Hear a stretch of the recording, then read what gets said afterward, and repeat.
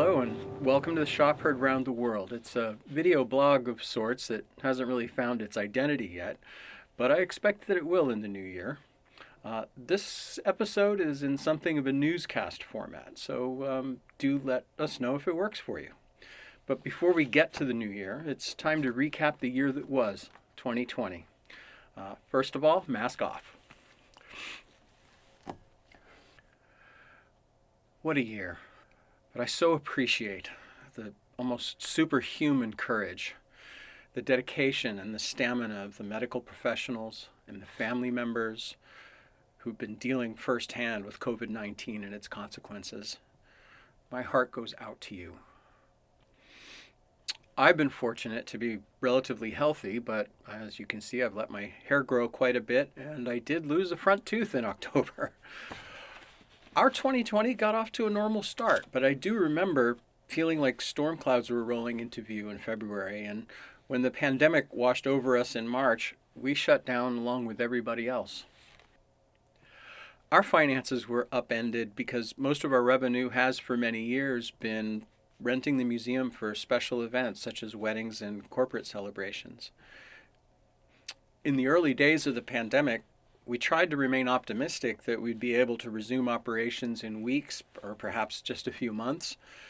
But of course, we remain closed to the public now, 8 or 9 months on, and for the foreseeable future. Respecting the uncertainty, we cut our costs as deeply and as quickly as we could, and that really turned out to be the right call. Before I go a step further, though, I want to publicly thank our staff, who immediately went on furlough, where we all remain to this day. But each member of our team has remained committed to the museum and to its mission and has been helping where needed, where they can, while remaining careful and as physically distanced as possible and sensible under the new and changing rules. Thanks each and all of you for your creativity and good work that have really kept the museum alive. Thank you to our volunteers who've continued to contribute time, energy, expertise, and effort to improving the museum in meaningful ways, including maintaining artifacts, organizing and cataloging our collection and archives, developing exhibits, assessing and redesigning mechanical systems, and more. Your experience, skills, and good humor sustain us. Thank you.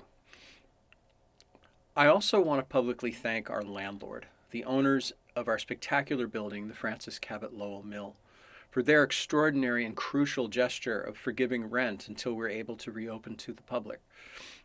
That profound generosity is a key to our ability to survive this extraordinary interruption of what we all think of as normal life. With our earned revenue streams now completely shut down, we're entirely dependent on contributed revenue, donations, sponsorships, and memberships. I must say, though, that our community has really rallied behind us.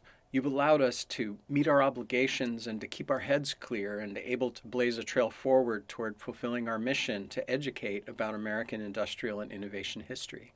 To you who have made financial gifts to the museum, including sponsoring programs, as well as renewing and often upgrading your memberships, thank you so very much. Your donations are our lifeblood, truly. We quite literally could not and cannot continue without you. It took us a while to come to grips with the fact that we were going to be closed to in-person visitors and events of any kind for an extended period. But by midsummer, it was clear that the pandemic would keep us closed for a long time. Accepting that fact and beginning to exhaust our inventory of program recordings that we hadn't yet made public, we, like so many other museums, began the process of imagining and creating new digital content that would not only educate, but hopefully entertain. For several years, a project of the museum that we call the Waltham Film Factory, that at various times has included a few staff people as well as community volunteers, has been hosting film screenings and film festivals at the museum, as well as making occasional videos and short films. The core Film Factory team, led by local filmmaker Michael Bavaro, committed to producing a series of live-streamed concerts and talks through the fall, a schedule that wrapped up a couple of weeks ago. The curators of our 2 concert programs, Mark Arelli of the Second Shift Music Series and Ken Field and John Bouchard of the Boiler House Jazz Series, you assembled a total of 10 wonderful concerts, 5 in each series, that we streamed live on both YouTube and Facebook. I so appreciate your excellent taste and hard work. Steve Werdes and Andy Spencer are our audio engineers. Thank you for making everyone sound so good.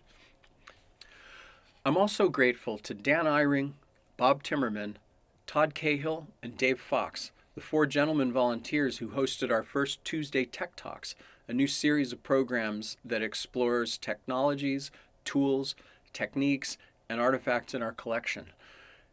You can watch this fall's 10 concerts and 4 Tech Talks and a great deal of additional engaging programming on our YouTube channel, which we've committed to building and maintaining in the months and years to come.